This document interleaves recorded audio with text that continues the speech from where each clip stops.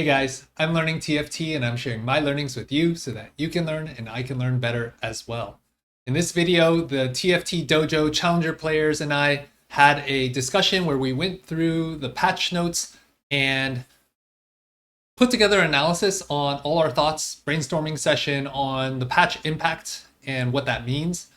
Here are my high-level takeaways and some of the outstanding questions I have. I'll review this really quickly and then I'm going to show you the actual study group discussion. So the big takeaways is that Bilge, the mid game and late game mid game will be harder and the late game cap will be lower. We valued this at about a 10 to 15 gold nerf. Yordle stage 3 or just in general 6 Yordle nerf likely results in a 28 gold nerf, which is pretty huge impact on the ability for Fast 9 Annie players to be able to get there. Though the Yordle unit buffs may, I don't know that the 3-star Yordles are viable, but Tempo Yordle may actually allow you to be more healthy. So maybe you're getting to level 9 later, but the end board state will actually be pretty similar. Wigwug, I think, made a post about this somewhere here. Yeah. So he said, I'm not even sure Yordles are nerfed. Both 3 of the Yordle units were buffed, so this could save HP, which if you just live longer, you could just wait a little bit longer to make up for that gold loss, because you're still getting around 5 gold per turn for 8 Yordle plus 2 gold for 6 Yordle, so that's like 7 gold per turn, right? So if you maybe delay to like 5-2 or 5-3 to roll for level 9, like you're not that far behind this 28 gold nerf if you're just healthy. Because Yordle and Bilge are resource generating engines that are nerfed by kind of that just kind of naturally results in a buff to the other econ engines in the form of Draven. Draven reroll also probably slightly gets a buff because you'll have fewer players contesting Bilge. Bard being able to generate econ as a tempo play, not necessarily from a reroll spot, specifically into Void actually. And then Ionia XP and Gold also strengthen as a result. We should overall expect lower cap boards compared to 16.1a because the resource generating engines are lower, which could make level 8 comps more viable. It could make Lost Streak slightly more viable. And I'll talk about Void as well. Warwick Tempo could be more viable as well. Blitz has a huge buff. And Blitz actually has the highest shield rate now. So this column here for 1 cost, Blitz has 480. Shen has the highest like overall value, but this 650 is split 325 each way. So as far as like single tank shield, Blitz is actually the tankiest unit now at 1 cost level, which could make the Void or Zon opener potentially more viable if you have a Jinx with Rage Blade and like a Slammable. Like let's say you have a what was it, the Bramble Augment on 2-1 with a Rage Blade Slam. This could be more viable into Warwick. The Blitz buffs, also Void was buffed in so many ways. Blitz, Rek'Sai, Mal's, Kaisa all buffed. And especially since Fast 9 will have fewer players that are able to get there, or maybe they try to get there and they just die. And so it's possible that Void could be much stronger. Though our study group also hypothesized that maybe these changes could make it so that there's fewer level 9 boards. We also talked about Diana, and Diana we hypothesized is especially strong against boards that are weak in stage 4 that are trying to go for Fast 9, and so Diana we think will probably be a lot weaker, so that kind of remains to be seen. I suspect Void will be very strong, especially with like Bard. If you can get, let's say, Calc Loss or Trade Sector or something to like Lost Streak into Bard and Void, though you do need to get Void in by 2-3. So that again is why I think combining Bard with Lost Streak and rolling on 2/3 gives you a higher odds of hitting Cho or Rek'Sai. Nearly all the good 5 costs got nerfed except for Annie, so like Kindred and Senna got nerfed, which makes the overall AD Fast 9 cap much lower than the AP cap since Annie was not nerfed. And so we should probably expect to see Annie being the highest win rate comp, but the frequency of players that can get there will probably decrease. I think it really remains to be seen how much of a change this Yordle gold nerf is compared to the unit buffs. I think that is a big question. And so these are my outstanding questions: is what is really the threshold now for playing Yordle and Bilge opener, since in the A patch you would pretty much try to force these whenever you could. Question mark of whether or not Void is now like an S tier line or an A tier line. How viable is Diana still? My guess is like probably circumstantial, and then the AP cap is greater than the AD cap. I don't think this is really a question, it's just a statement. These are kind of the summary of our study group's discussion, though I think if you watch through the discussion, I'm sure you will probably learn a lot of nuanced details of how we came to these conclusions that will, my guess, be useful to you as well. So with that said, I hope you enjoy this talk with the TFT Dojo Challenger discussion group, study group. And if you want to join the TFT Dojo and apply, take a look at tftdojo.com, or I'll provide a link in the description below. Thanks for watching, and I'll see you in the next one. All right. So Yeah, same. Bilge nerfed. Lucky Doubloon nerfed. 5 item cost. What does this mean? 60. The price of the 5, like the items you can see at 5. So the Lucky Doubloon and the other one used to be 60 for the first one and 100 for the second. And I think they now lowered the second price. Oh, to account for the fact that it's just weaker here, I assume. Okay. And then serpents per round. Have you guys like done the math or high level, like how much impact? What's your guys' intuition on how big of an impact this is? Hey, Kaden. Hello. I feel like the Lucky Doubloon nerf has to be pretty huge impact. Let's From 3 say, to 1. on what stage I'd on say average it do we has to be. usually get Lucky Doubloon? Like stage what? 3 mid stage 3? I guess. Yeah, like early stage 3. Let's say It we kind of get depends a little, but like let's say we get a 3/3. How many takedowns on average do we expect in stage 3? Like let's say 5.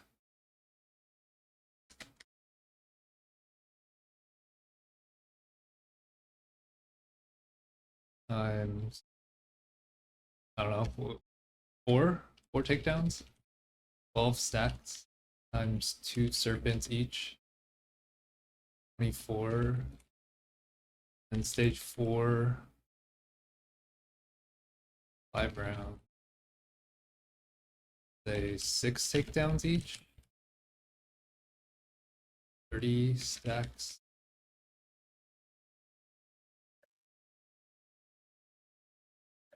We know what the gold value of this is, or I guess this could be the diff in like one full item. Like, so maybe across the game, this is like 1 to 2 full item diff, full bilge item diff. That's math seem reasonable to you guys?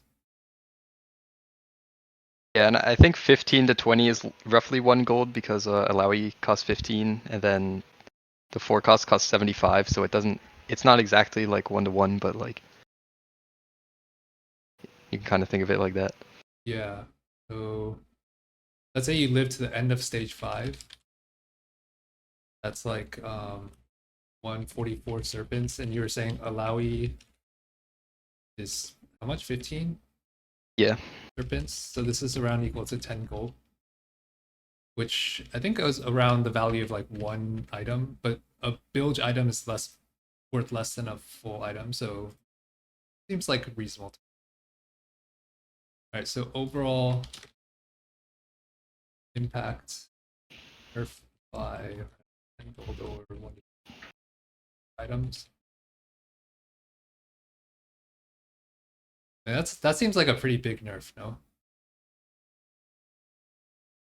I think it's a huge nerf. Yeah. I think just the removal of the nerf from 3 to 1 makes your snowball a lot slower. I think it's not just about like the final amount of items, but also just throughout the game you're going to get your spikes way later. Yeah. Oh, and we weren't accounting for this either. So this is also 5 times 5. 25 serpents per stage. It's even bigger than that. What were we at? We're at like 144. This is like 1 to 2 gold per stage. Okay. So my intuition is that Bilge will still be decent, just won't cap as high. That seem aligned with you guys, or do you think it's like going to be nerfed to the ground? I wonder if Dish Soap and Rodan updated this at all. Oh. I think it's gonna be. I think the main point of this whole patch is to make things good when you have the right spot. So I would say if you have a good spot to play Bilge, I think it's still gonna be good. But it's not gonna be just you have one TF, one Ilaoi, and you're just going for Bilge. Okay, so you don't see Bilge as like, okay, if we have TF, are we going Bilge no matter what? Because I feel like last patch that was true, right? I wasn't playing like this, but I know a lot of people were, so I don't think it's gonna be like if you have a TF, you just go Bilge. I don't think, but maybe though.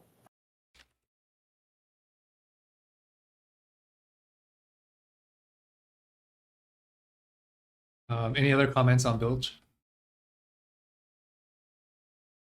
I think the mid game is just going to be a lot harder. I think like at the end of the game, most of your Bilge items are just going to be on a map who isn't doing that much damage anymore. So like when you get to all your 5 costs, it's probably still going to be one of the strongest boards, but I think your mid and like starting stage 4 and stage 4 is just going to be a lot harder, and the knocking Tom Kench is going to be a lot slower. Oh yeah, good point. I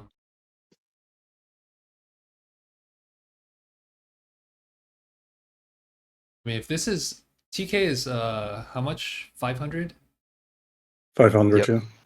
If we're saying that across the game, this could by end of stage like that's delaying TK by a lot.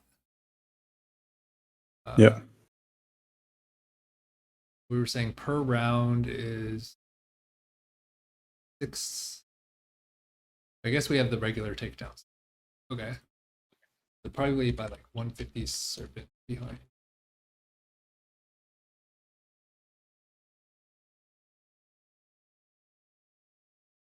All right. Ionia.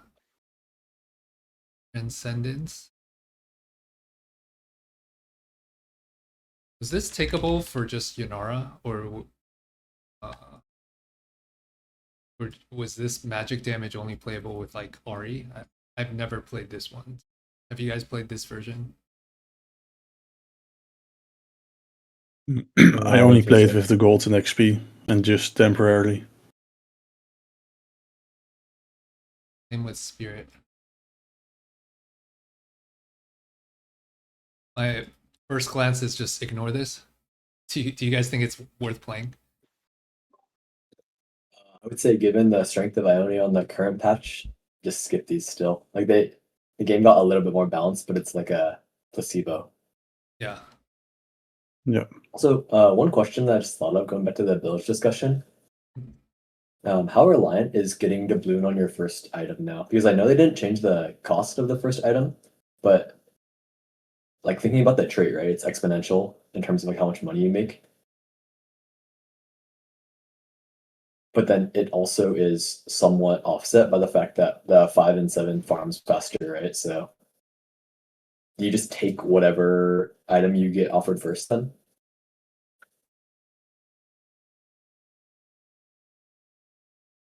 Given that the second item is cheaper, I assume you just take an item if you're playing for tempo. Yeah, I mean, I assume the intention, I'm not sure if the intention always matches the reality, but I mean, I would assume the intention is just like not wanting you to ever skip any option in your village shop too much. But and just like is buy the what they offered. is the other five item not really bad? At least compared to the 7 items. I don't know if it's worth the like 60 serpents, because I think it only chills and burns, but the burn is not a wound, so I don't like it at all. I've heard mixed thoughts on both sides of hyperbole on the Captain's Brew. Some people say it's like awful, and that's why you skip it. Some people say doubloon is just so broken that it's like that you should skip it on this A patch, but it's actually not a bad item. You're saying I mean, you've I would heard think that. people say you should skip doubloon now? Oh, I'm sorry. No, skip Captain's Oh, Brew okay. for doubloon. Yeah, I'm only talking about Captain's Brew here, where it's like some people say it's awful, some people say it's like takeable if doubloon wasn't as OP. I feel like with Bilge, you still want to tempo, and like this is still worth this is worth like 2 components in value, probably maybe a little bit more. Yeah, I would agree. Because I of the mean, burn in and my chip. mind, it's just like third item. Yeah, I mean it's worth. I would say it's worth like a third of an item ish, but like if that helps you win a fight, like that's already worth it. I feel like. Yeah, I agree. Okay. It's definitely more takeable on the B patch, but the question is like, would you still ever opt to skip it completely and just like try to farm the reroll of the build shop? I think I might argue it's less takeable on the B patch, because your like total serpents has gone down significantly, and if you still want to cap around the late game items, then you can't spend 60 when your total has also decreased this much. Like, I get the tempo point, and I do agree that there are definitely spots where you're supposed to take it, but I think spending 60 when we're already getting this much less makes it even less takeable for me. Would you apply that same logic to doubloon? Like, how much does doubloon cost? It's 60, right, for the 60, first one? yeah, Like you would 60 need if it's the 60 first one. takedowns for it to be positive ROI. Yeah, Which, with that that might same be a lot. logic, then neither of these are takeable. Or rather, I would prefer this than this, if according to your logic. My point is that very often you're guaranteed to unlock Fizz on 7. Like, if you can, I would probably wait just until you get the 7 shops, and then just look for the normal like tier 2 items. Because if you start buying these, in my opinion, quite mediocre items, then I don't know how many of the good items you're still going to be able to buy, because we've got so much less serpents. Mm-hmm. Okay. All right, so no Ionia, Shadow Isles doesn't apply. All right, Yordle impact. This is assuming we get it at 3-2. That's 3-2, 3-3. This 4 rounds in stage.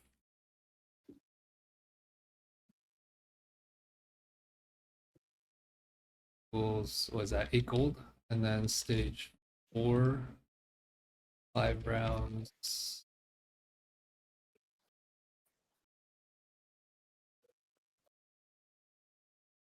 This is a 28 gold nerf across.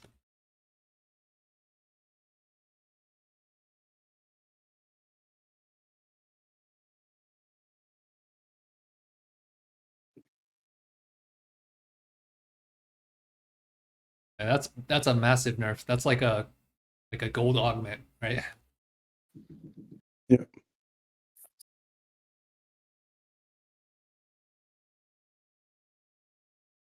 Although you're still generating.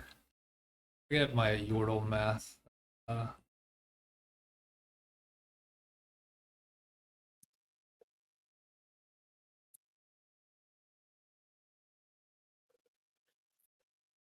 think we are still generating.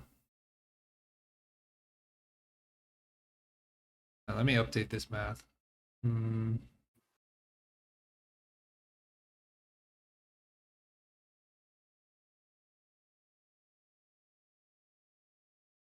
Stage 3.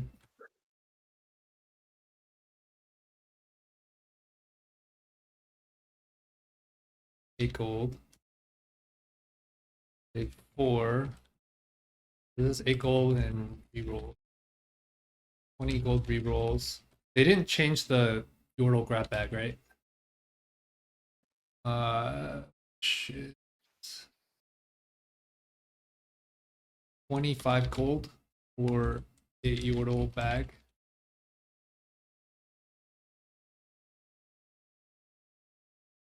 $53 gold. So it went from 71 gold to 53 gold. Wait, why is You stage don't. 4 20 gold? I don't. Did I Am do I- something wrong?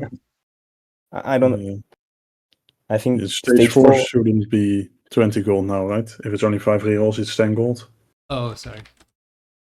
And also, just saying that you gain 25 gold from the 8 Yordle bags when you're also losing a lot of interest. I don't know if you calculated that, but if you're not leveling to 8 and 4-1, you're all, like, at least in my experience, I see a lot of people leveling with like 10, 20 gold left. So they're also not gaining like 25 clean gold. That would apply for whether you go 8 Yordle now versus last patch as well, right? Like, that's no diff. Yeah, but I meant more the total gold you gain. Right. Don't think it's like you're only gaining 25 gold from 8 Yordle if you actually level 850 gold. But yeah, I mean, it isn't the biggest deal, but it's at least it doesn't change between last patch or this patch. Okay. So this is the big takeaway here.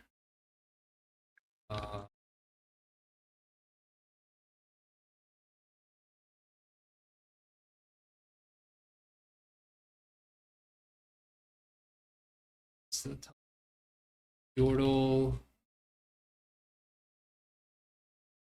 28 gold. All right, so similar question to Bilge. What is the right spot to play Yordle now? I think similar answer than Bilge. I think if you have a very good spot, like upgrades, Lulu 2, maybe Rumble 2, and like Timo, and you unlock Poppy. I guess because I think basically if you have a good spot, I don't think you really want to force your deals now.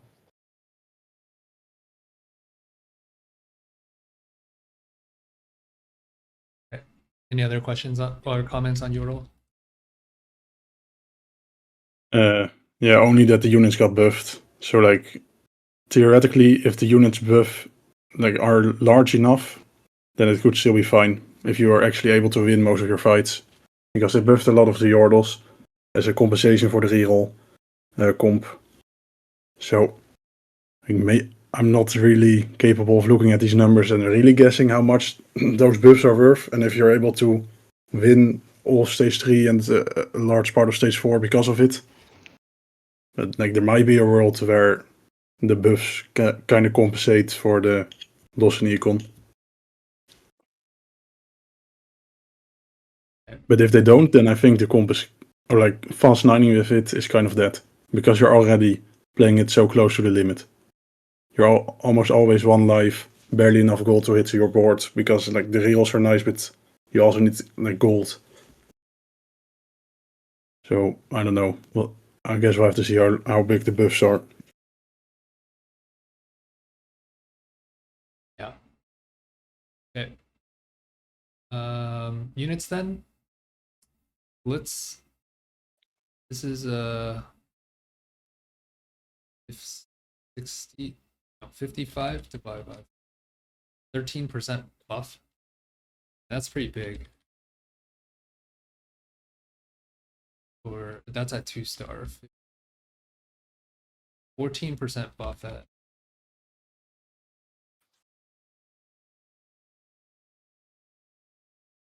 I mean, nobody was playing around Blitz, right? So this might make Blitz more viable in the early game. I think the buff is Yeah. insane, but I'm curious like what lines actually leads you down.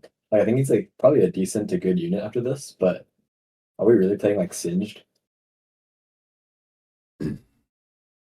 I think if you have Shogas box, definitely you're happy to click Blitzcrank. But maybe Yeah. Void. If you Yeah, have for Shogas Void, into Void, I'd say it simplifies the 2 Void start for sure.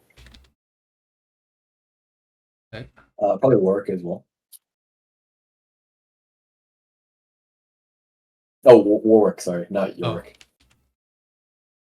Yeah, I guess Zone, but I think they buffed Jinx too, probably. I'm not sure, but Lulu is a 8% or 6% star. Seems like she's just still gonna be a shit unit.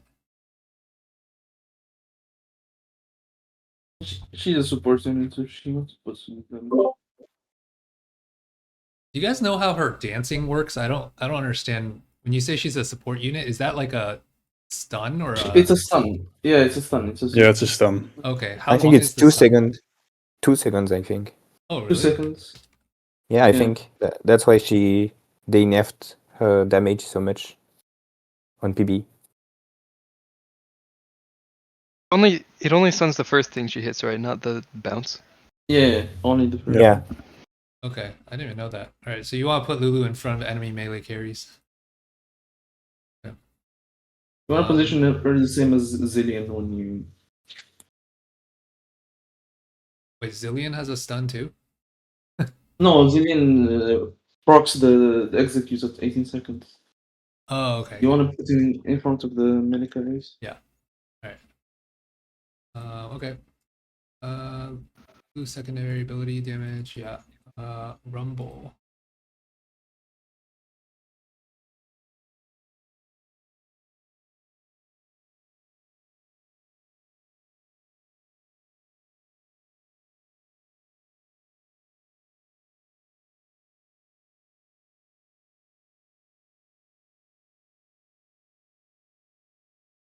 I mean, that's a decent buff.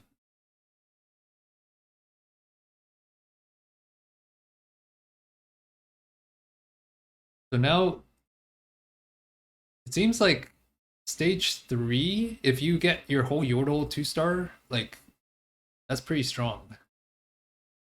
And it was already Yeah. like not bad against other boards that are not upgraded. Just you get less econ. Okay, Rek'Sai. Yeah, I think this also buffs reroll. If you Oh, take yeah. an econ augment, then I just see this as a buff. I think you might have a harder time like 3-starring the Fizz or whatever, but I don't think it's harder to 3-star Fizz.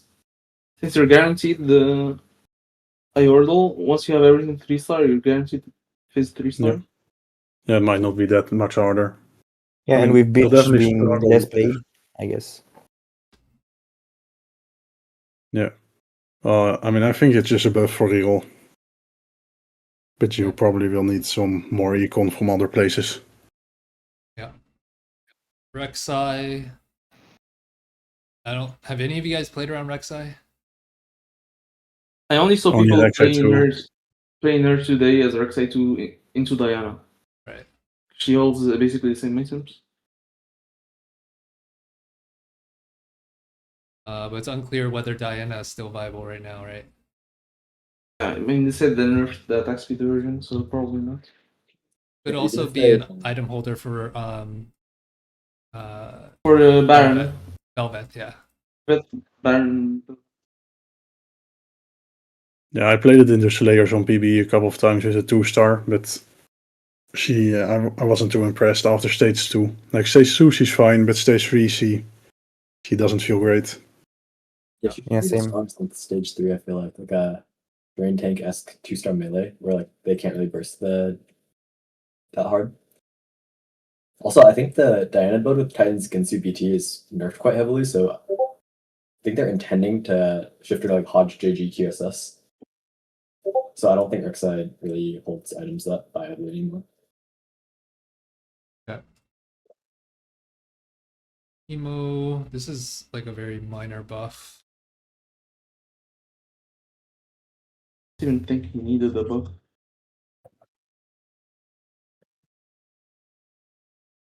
Okay, so same thing as the other Yordles. Tryndamere, I assume this is not enough to make him an Ash rerollable. I don't know. I've played against 9 lives into Ash Tryndamere, and I mean Yeah. I had any board, so I went first, but he went second and destroyed a pretty well capped Bilgewater. So I think I from the guess right spot, I guess it can be good. I think because it I think from stacks. the I right think spot- they stack together. So if you win early game, maybe. At high elo, I played a this game looks earlier pretty where someone bad. went 7th with this, so I really don't think it's very good. Yeah. But like if you get like an Ash 2 from like one of the gold augments like Birthday, Reunion, or Warpath or something, and then you unlock Tryndamere, I think it's still pretty good.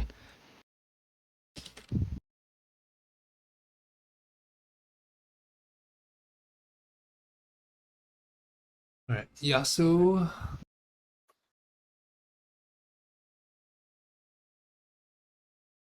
I mean, this could make Ionia with the other buffs. This one with the, what was it? The 3-star one? This one? Is this the 3-star one? yeah, that's Yeah, it is. Okay. So maybe this with Yasuo reroll is a thing? I don't know. Yeah, the thing is it gives magic damage, which is kind of confusing to me. Yeah. I mean that's good because it's Yeah. based on the post investigation damage that you takes. I think. Yeah, it's just then you need But just, like like, both yeah. Shred and Sunder. I mean, you don't need it, but it helps. I think they just makes the 10 Ionia augments more reliable. Right.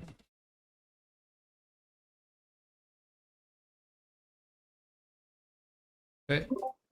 In my mind, I was gonna say the only thing this even affects is like the extreme niche of like worth the wait Yasuo. I wouldn't personally opt into Yasuo reroll in like any other spot. Yeah, I agree. Yeah, I agree. But would you click was the way though? No. I feel like Yeah, look, I wouldn't even click worth the No. wait at all. Never. But yeah. Okay. So another placebo buff. Darius. I don't think anyone's playing Darius. I had him on some board, I think, but I mean not as the main tank, just as a defender. And it Look, could I help the think he's- Noxus mid game like a little.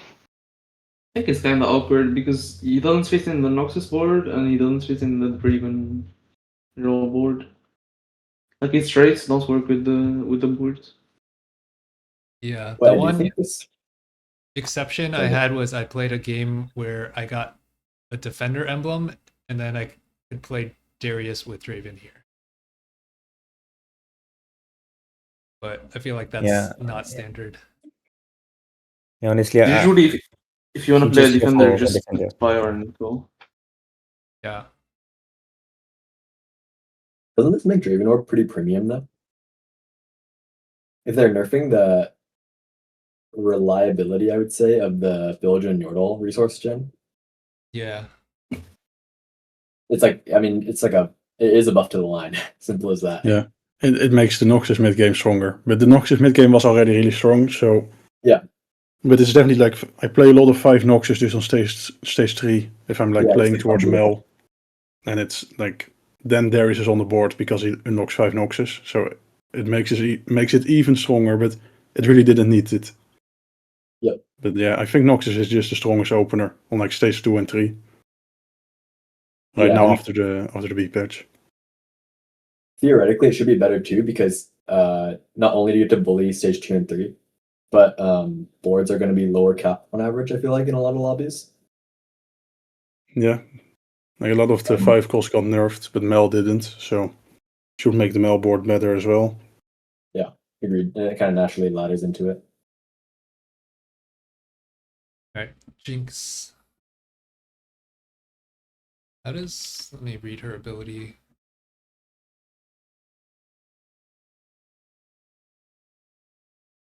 They're replaced by rockets that deal. So that's like almost 10% more after she switches. No, she's thermal. What's that? I think she has fishbones innately. Yeah, she just shoots random enemies. Oh, okay. The whole Okay. board. So this is just an overall increase of like almost 10% to her damage. Yeah, kinda but re- she was really, really bad, so I don't know. They also fixed like even more bugs supposedly because he kept getting stuck and she kept stop autoing units. Supposedly those are now fixed, but they fixed multiple bugs already with her, so I don't know if it's completely gone. Mm-hmm. Yeah, Every time I face her or play in Yordle, she stopped auto attacking because of Fizz. Like she just targets Fizz, he becomes untargetable, and then she stopped. And she does absolutely nothing without an attack speed item. Yeah. Like I had a Jinx 2 and my Tristana 1 was doing more damage because if she doesn't get to her cost, then she does absolutely nothing. Yeah, and Yeah, her problem is also that she wants items like she's a Yunara or Kindred, but she's easier to play with like MF and Senna. So I don't know. This unit just I don't know what to do with this unit. what this Because like reminds me her of is like items doesn't really fit her lines. the Cyberboss Veigar, when you have like Poppy and Veigar, like you basically need 3 Zon on 2-1 to even value your Jinx Orb that heavily. And you also need Bow. So you need like the stars to align to play Jinx from stage 2. I feel like it also kind of transforms work into tempo comp because you have your stars align with your like Blitz and Jinx being like viable with these buffs. So I feel like that's the intention, where you can get like an early work unlock, bully stage 3 with your 4 costs melee, and then eventually pivot to like the MF or Senna gunslinger. And the reason why I mentioned this is because I remember like I think the day before set launch, we were discussing work as like a lose streak comp, but I feel like given these buffs, it's probably a win streak comp. Yeah. I mean, the Jinx items just don't. You need to play Kindred, I think, if you're going to tempo with Jinx. Because she really needs like heavy attack speed. Maybe if you get a red buff, you can put it on Senna. That's fine, but I think you need Rage Blade for her. That's fair. I mean, I think like in my mind, like tempo is tempo, right? So like, you can still but play like if you tempo, you could probably do it, yeah. But I'm not entirely sure you can tempo with her, even after the buffs. But maybe it could be. yeah. I mean, I guess I don't really typically analyze like the percent buffs, but to me, like just looking at these numbers, it seems like Blitz and Jinx are both buffed quite hard. And Vi was already like a solid unit early. In Yeah. my mind, you can also use a pretty wide variety of items. Like thinking about every component, you have like Ginsu's out, you have your melee items on Vi, tank items on Blitz. Yeah, I mean, I'm quite positive on the Warwick comp. I think people are kind of underplaying it, but I don't know if I like Jinx even after the buffs. But I think like if you're playing her, you need Gunslinger. I think that is one thing I did learn just because of how often she auto-attacks, how often she procs the bonus damage. Yeah, and maybe you can make it work.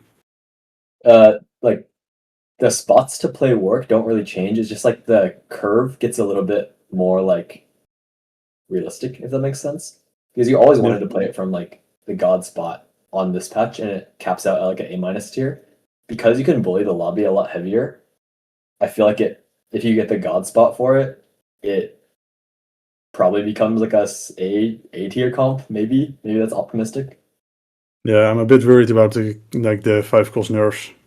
Like, we haven't gotten to them yet, but Kindred and Senna are like the main ways to cap out this board. Yeah, that's fair. But I mean, I think the ideal is like you probably Yeah, I bully agree. the lobby And hard enough. ideally, this could be better. Like, the tempo, the mid game should be stronger. Yeah, and I think it really depends on like if Jinx Blitz is actually a 5 streak now. Yeah, it just completely depends on if these buffs actually do something. Yeah, I don't know. I see a big number. Hopefully, Yeah, Riot Games I can mean, figure it I've out. also seen a really, really low number in my damage charge. I think Jinx might have been the worst unit in the set. Yeah. Wait, who's the strongest 1-cost tank now?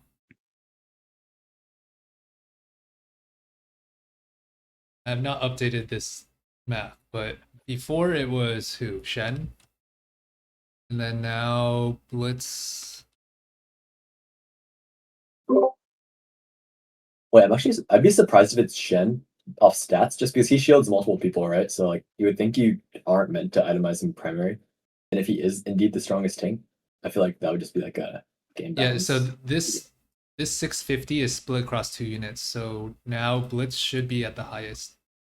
This will be 480. Yeah, so Blitz, Blitz is as far as single shield goes, Blitz will have the highest shield value out of all the 1-costs. it's like the example I'm drafting in my head is like if you have 3 backliners plus a single tank, who would you want as your single tank? And it's probably Blitz. I think so, yeah. Because if Shen is outvaluing him while wasting shield on backline, then I feel like there's a bigger But I problem. still think the Bruisers are probably better if you get both, like Ilaoi yeah, and Shen. yeah, agreed. Because then you get to split your damage as well. Yeah, and I think just like they are both quite good, and I don't think, yeah, unless you get Choke F2, like the Juggernauts can keep up. Yep, that is fair. It also gives Briar's like a triple trait unit and like half tank, half DPS in the early game. Yeah. So it makes sense that her stats are or should be a little bit lower than just like pure bruiser. Yeah, this does make it so that the bruisers don't have a monopoly on the early game. That is good because it turns out they were also the best scaling guys as well. Okay. Malzahar. I don't think anyone's playing Malzahar, right? No. Yeah, I'm just not sold that any line he goes in is that good. And I'm also not believing that 0.05 AS is making that big of a difference. So I don't know. Maybe, just maybe, if you have AP items, you can play him into AP Kaisa, but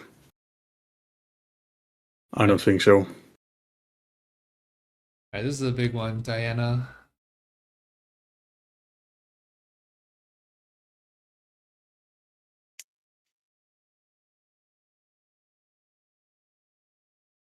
Diana's AP unit, right? The 80 shouldn't really matter Yeah. that much. It's just to nerf the attack speed. Right? The attack speed scales with their base AD. That's a big AS nerf.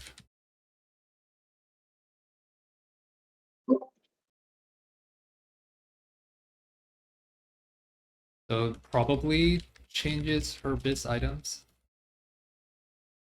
Yeah, for sure. Because her auto attacks also don't do that much damage anymore. Yeah, learning. I'm not sure if you remember the discussion we had around like flexing between like Slayers and Diana now, but I would think that that's probably not viable anymore, given that her like it's not worth playing for BT Titan Skinsu Diana. Yeah. So I think that makes the comp a bit more like the conditions are a bit more narrow, if that makes sense. You probably have to play it from like the internet orb versus even considering when you have like a Kiana or Briar with like BT with open rod or something like that. The part I'm struggling on is who you hold to get there. Like who actually holds Hodge and JG? Where you would Maybe want to Echo. play it for a while. I was Like, thinking Echo is like the Echo, only but other like magic. Echo isn't the unit, but I think you Echo, can I also guess. just do this. Yeah, that's like the closest answer that I got as well. Is like you have a Targon. Targon is your absolute Makes sense. strongest, and then yeah, I mean, as long as you haven't slammed JG yet, right? Titans Hodge, you could still get there from Slayers, but then, like, once you get JG, it becomes awkward. yeah. It's like I guess you natural double rod in your Slayer's line, and then you consider pivoting because I feel like Slayer's also like the item economy ordering is completely different, right? Where like you don't want to go for sword in Diana, but then you want to like rush your double healing to Yeah, guarantee this Aatrox on this the wants switch to be form. this. So Yeah. I mean, in my mind, it basically says you have to choose one of Slayers or Diana by Krugs. Yeah, most games probably, yeah. And that's assuming the most ambiguous items. Or like basically assuming you can choose to get Titan's Hodge first. Which I feel like is a very low percent of games. oh, okay, so instead of Hodge, I think this is viable. JG Nasher early game. Then you could play almost anything with this, right? Yeah, I think the issue still exists though, that like you can't guarantee the order Right. and what items you get. Even with like Pandora's or something like that. Oh, actually, I still- the other thing is Bard.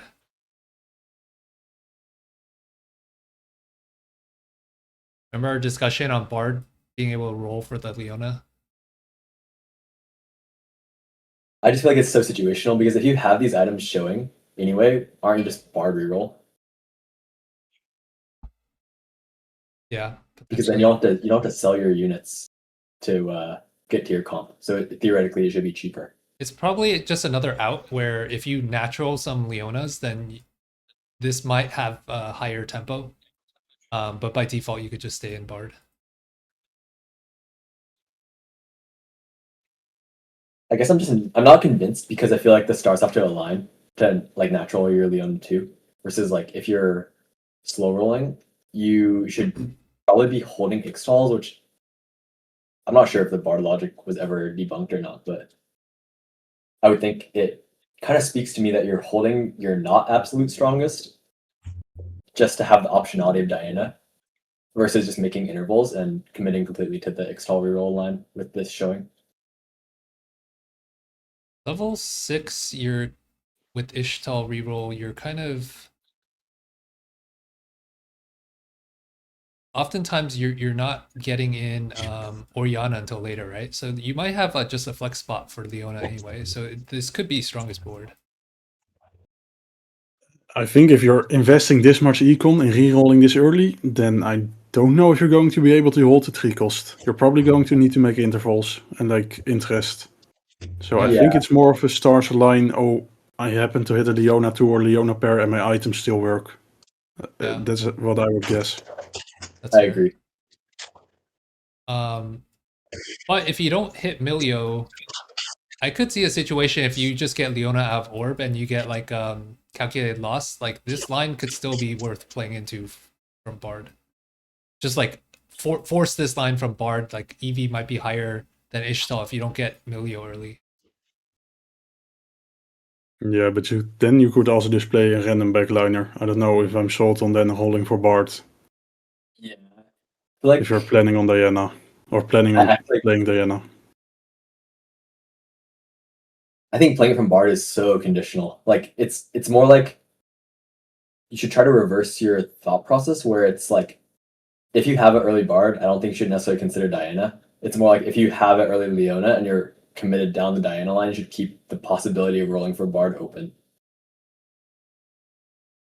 Yeah, I guess I'm thinking about Bard as like now that both Bilge and Yordles are nerfed, to me Bard's value has gone up. And if we have like a JG or Nasher slam or just AP slam, like I feel like I'm gonna play around Bard more. And so then you could play around Diana, you could play around Ishtal, you could just tempo Bard into like a like a Freljord Invoker line. Like, I feel like there's a lot of different paths you can go down with Bard. I mean, I agree that Bard has become more valuable, but holding a reroll line and meanwhile you're also holding another line becomes really expensive because you're holding every pair. If you already have a 2-star, you're still going to hold the 4th copy. Your entire bench is going to be filled. And you're giving up so much money to like hold a reroll line and another line, and you're Yeah. also rolling for Bard. Agreed. But I don't think you hold multiple lines. I think you probably commit pretty early on. Yeah, I mean maybe then. I don't know if I would do it without like a reroll augment or like epoch or something. But maybe. Like I forget, I did the math on this. Like Bard breaks even on his gold pretty quickly as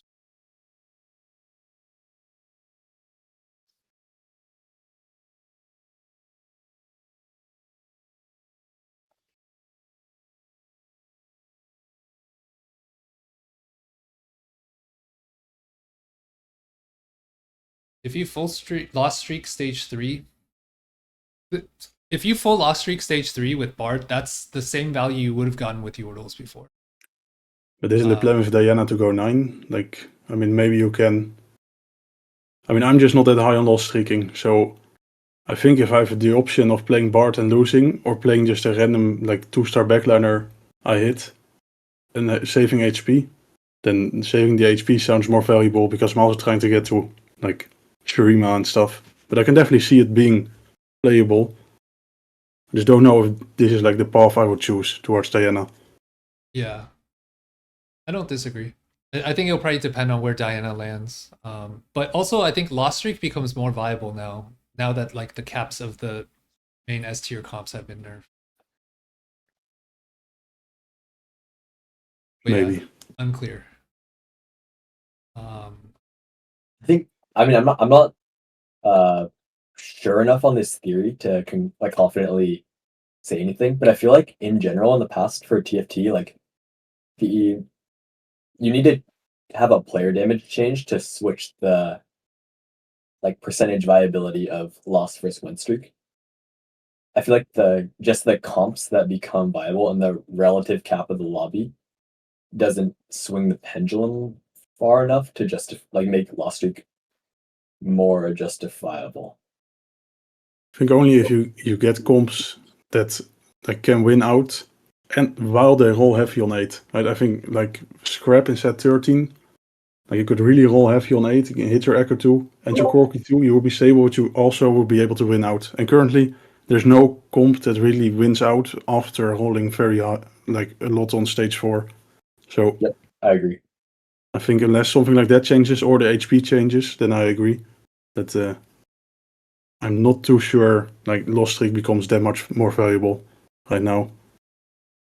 Yeah, I guess how I would approach the problem is more so exactly what Goose said, where it's like you have to approach it from is there a win out comp versus like is there a comp that can just like win the majority but not necessarily complete 10 win in a row win out from like 1 life. Yeah, so there are the win out comps are still there. It's just they like Yordle's gonna be a lot harder to hit. So I feel like you would expect to see a significantly less amount of fast 9 Annie. Bilge will also cap much later, at least from what we were looking at. That could be like half a stage or more later, which means that to me that if you are spiking in stage 4, that could be the difference in like winning an extra fight or 2 in stage 4 or 5, which is easily like 1 or 2 placement diff. Yeah, but I think my point is mostly if you're not in a win-out comp and you're low on HP, then it only takes 1 or 2 other players to be stronger than you for you to like lose and go bot 4. So unless there's a comp that can actually win out, you're never going to be comfortable on like 30 HP. So even if you win 1 or 2 more fights, like it only takes 1 or 2 fights to die if you lose streak into stage 4. So that's like my main problem right now is that I don't see. To me, it's a question of how many win out comps are viable in each lobby. Like right now in this patch, it's like 2 or 3. I feel like you see 2 or 3 that could outscale you. But if in next patch, because these are pretty sizable nerfs, I feel like, to all the econ engines. if it comes down to like only 1 or 2 lines that could hit escape velocity and maybe one of them die, like then if you're on like 40 HP, 30 HP, I would say probably closer to 40 HP, stabilized in stage 4, then you might be able to still hit a top 3 like pretty comfortably. Maybe. I think the I don't keyword there know. is might. I feel like it's a Yeah. very high variance game plan where like you probably will get games where like your placement can probably swing by like 6 placements depending on like matchmaking RNG and if you play the other guy that's making it out. And I think with this comp in specific, it's so positioning reliant where like you can swap at the last second, right? But then if your opponent knows like the anti-Diana positioning, then like there's not much counterplay on your end, or like counterplay, I guess. So I don't think Yeah. it's So actually, besides this line, I actually prefer, from all our discussion, I actually prefer Bard into Kaisa more now. Like, because Kaisa, we discussed this the other day too, right? Like, it's good into Lost Streak. It can stabilize in stage 4 very easily, and you still have the ability to win out the lobby if you can get to Baron. Yeah, I agree. I think front to back comps are just a lot more consistent at having the ability to win out. Because if you remember, like that Kali patch as well from last set, like it was kind of a conundrum because you needed to like lose streak for your double Nasher, but then like you could just like randomly lose stage 4 even. I feel like if you got like kind of positioned in there slightly stronger or like high roll. And I feel like I'm extrapolating the same concepts to this comp because you can lose off the same action or inaction.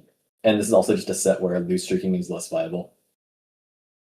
Yeah, I agree. And also, like, I agree that a lot of the high cap got nerfed, but like there are also quite a few 5 costs that didn't get nerfed. So I'm also not expecting huge shifts in the like strength of the late game boards compared to the other boards.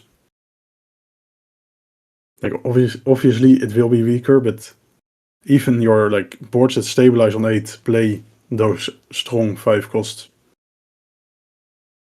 Whoa, Kaisa also got buffed? Yeah. Now I really like One more Void. point about what Goose was saying. I totally agree as well. It would be a different story if Diana was actually a win out comp on this patch. I feel like it's mostly a benefactor of the fact that no one plays stage 4. Yeah, I agree. Because it's still like a late game board, right? Yeah, You're still like playing all these Shuremans and you're playing all these 5 costs and you're just using it to get there.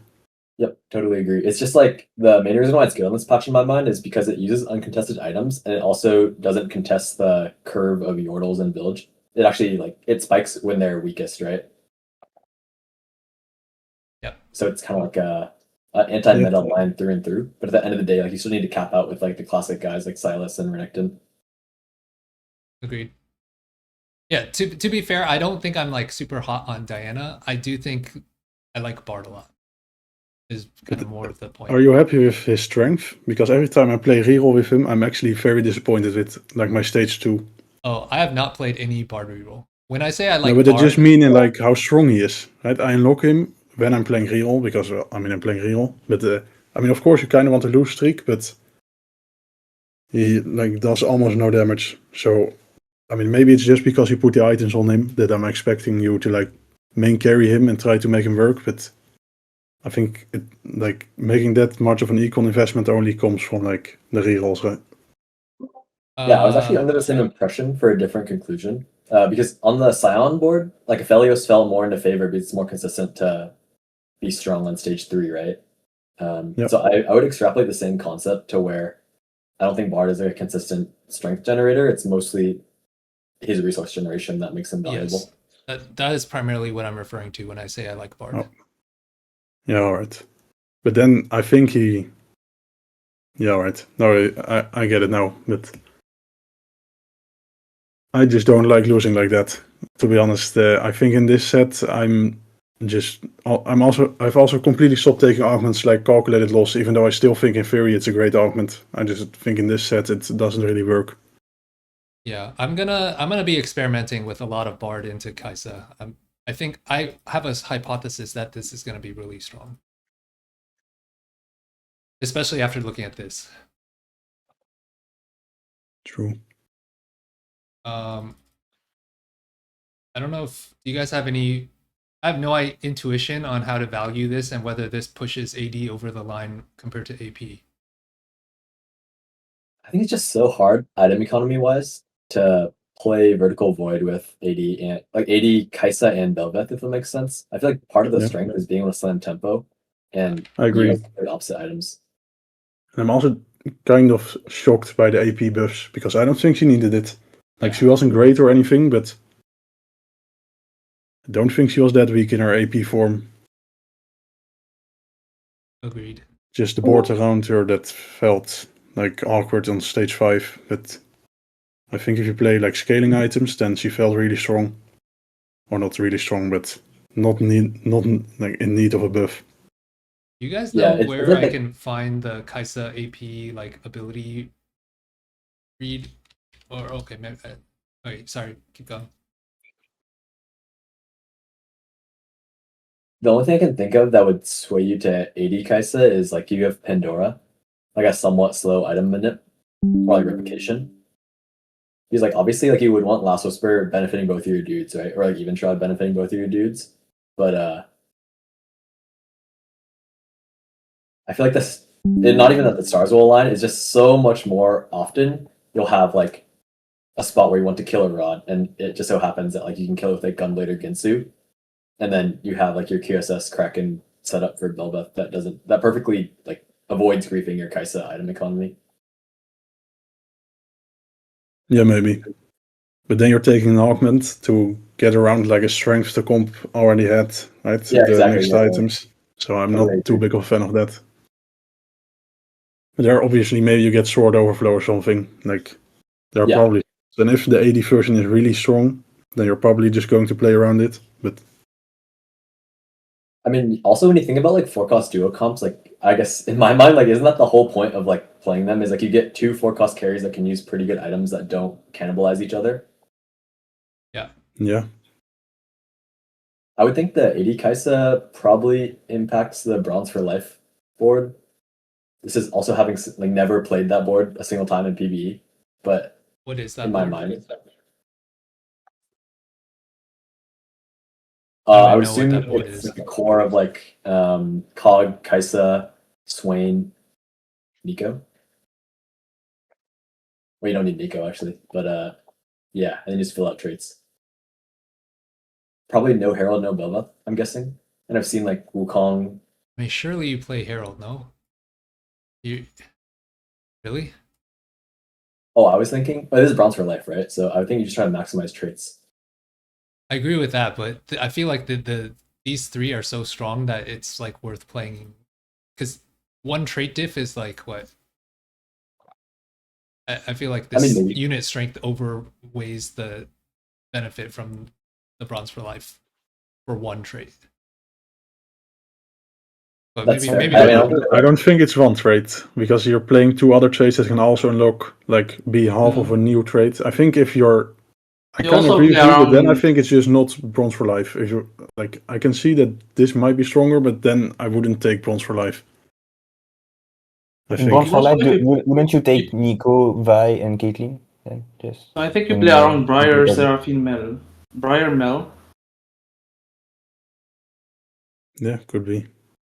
Let's look at And then like hard to Seraphine, unlock Loris. this. Yeah. Seraphine, Loris, and then another Warden like Ornn or something.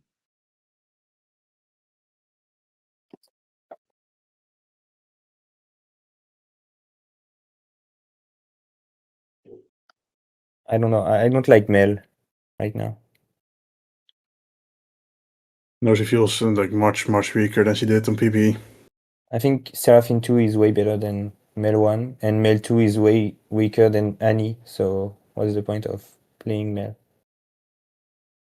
If you can get to Mel 2, that means you can just get to Annie 2. You're probably level 9. I don't know. I mean, Mel's uncontested. Like, I still play her quite a bit just because of the like Noxus like opener. But I mean, she always goes paired with like a Senna or whatever, Kindred, something else. But yeah, I don't know. I think in a board like this, I'm never like.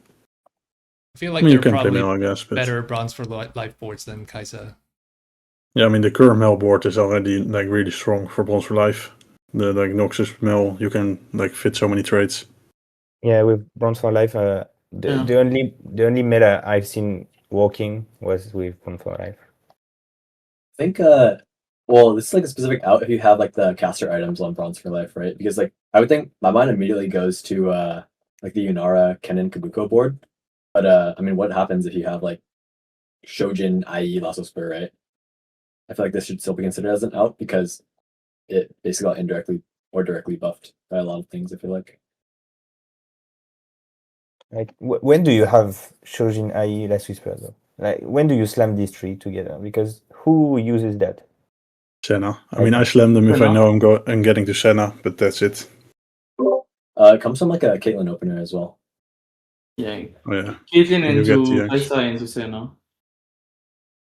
I guess MF uses them. I don't like Sojin on MF, but it's probably not the worst item ever. Yeah, I mean, I'm not saying there's like a crazy comp or like even like that justified by the buffs. I was trying to think of like where this actually impacts outside of like item manip and vertical void. Yeah. But I don't think it's like an insane like out to focus on if you have Bronze for Life. It's like the extremely niche spot of having 80 caster. Yeah. I mean, my biggest problem with Void is the early game, I think.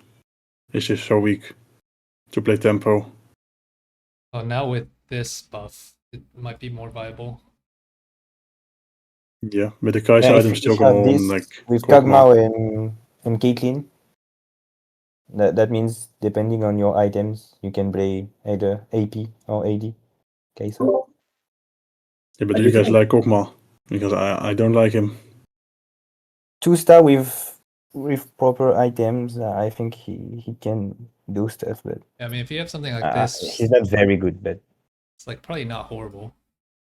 with Rage Blade, now that Blitz should be waiting here, I guess gives him more time. Maybe. I think regardless of the strength of the opener, what I'm imagining as well is like Bronze for Life is a really good out because it's already, I think in the early days of the patch at least I saw, it has the potential to win out even on like this patch. So if you're, regardless of whether you're still angling like a lose streak in the first two stages or you have like mixed streak or whatever, I think it's worth clicking Bronze for Life 2 on 4-2. Oh, for sure. from this But I mean, I part- still think Bronze for Life 2. Oh, I think it's getting nerfed though. Like, but besides that, I thought it was a really strong augment in a lot of comps. I think it just went from like OP to strong if you can get there. Probably, yeah. Okay. I would have to like dig up the. I'm not sure if it's exactly applicable, but I think this happened in the set where they had emissaries as well, right? Like, didn't they like originally make Bronze for Life Priz too strong and then like nerfed it, but then Yeah. it was still good. Yeah, that was set 13. They did. Yeah, I mean, I don't know if that's exactly applicable, but it still is analogous to the curves. I feel like because stage 4 hasn't changed radically from set 13. I feel like. And emissaries were the same. Like the early game is not amazing, but you just do like a very hard roll down at 4-2, and then use the Bronze for Life slight imbalance to win where you're supposed to.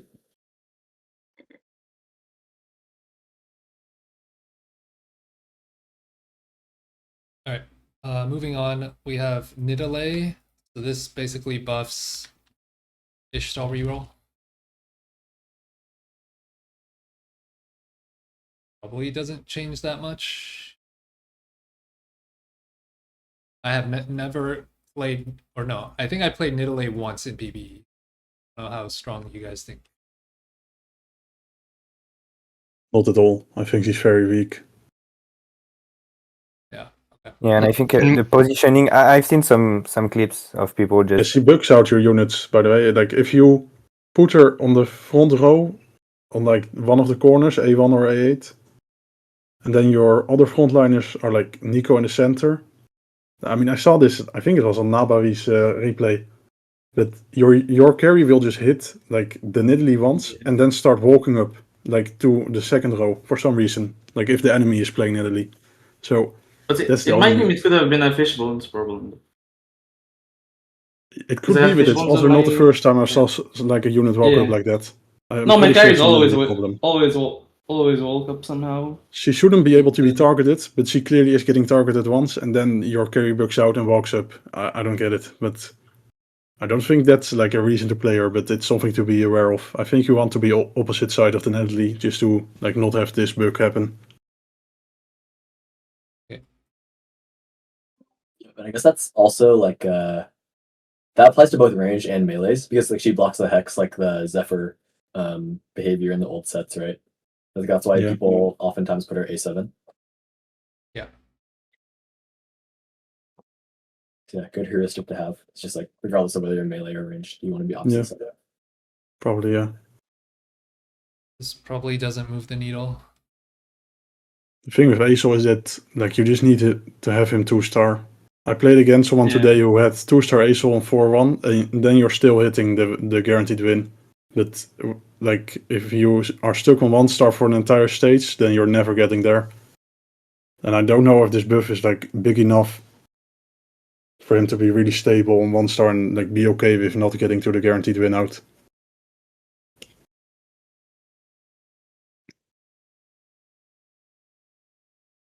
I feel like what I'm hearing is just that this is like a win more noob stomper. Yeah. Yeah. Okay, fiddle. That's a big nerf. But you're still playing him, I think. Yeah.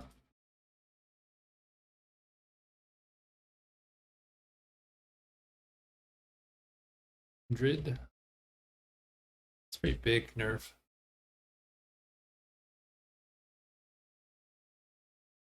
Impacts all his abilities, right?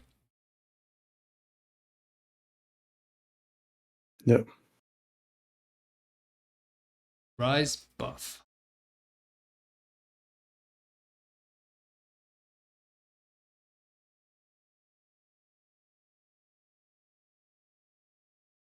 Okay. Like nobody's playing Rise.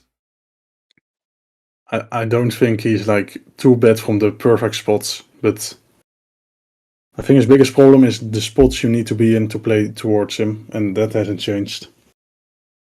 Yeah. Like if you can get somewhat stable, if you can get to Shurima, you start printing gold. I still think he can like just kind of snowball, but I mean the additional AS isn't going to help too much with that. And you need such a specific like spot to play him. Oh, question, I guess semi-related. I personally think the actual unit itself, like, there's not even enough data to like evaluate this at all. There's like 96,000 games played in Plat Plus of Rise this patch, right? So I don't think Yeah. anyone in the world knows how this will actually affect anything. But for World Ruins, does anyone know the proper way to play it? Because apparently people are saying it's pretty strong. I think it's broken, but if you can play around it. Yeah, what spots do you take it? Because I feel like that kind of I think you kind of need to like already look at the units you have. Like if you already have like one Void, you already have one Piltover, you're very likely to be able, because there aren't that many region traits, right? So if you have a Yeah. couple of them already, you're probably going to hit at least one of those emblems. And I do think that's one of the right spots. But I think you just need to make sure you like pocket somewhere like early stage 4 at the latest, preferably like 4-1, but that can be hard if you don't get like other like emblems. Today I had a Piltover spot and got a Piltover +1 and Freljord, and I was able to proc this on level 6. Yeah. And also get the TX on level 6. Yeah, I mean, Piltover That's emblem actually- is just the most broken emblem Yeah. in the game. Like by far, if you get that one, you're like almost guaranteed first. I think. Like. Yeah. And then you don't have to play Rise, of course, with Piltover emblem. You can just play TX. Yeah, I feel like this is the core that makes it easier to unlock. Yeah, that's the Rise core. Like that's how I always played Rise on PB, and I still think like that's the only way you're going to get there. But with World Runes, you just need to be flexible, like around what you get. Yeah. Yeah, that makes sense. The Data TFT website helps a lot with the with unlocking him if you have all the runes. Right. Yeah.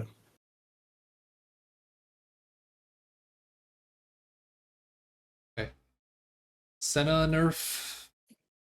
Pretty expected. That's a pretty big nerf as well.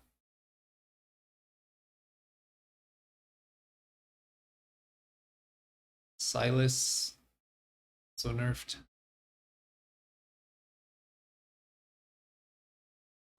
I'm curious on the Lux change, like how this impacts the gunblade stats on him. I think it's just like a note to put, because my read was that the laser is what makes gunblade so good on him, but it's probably worth anyway more selfish items now. Yeah.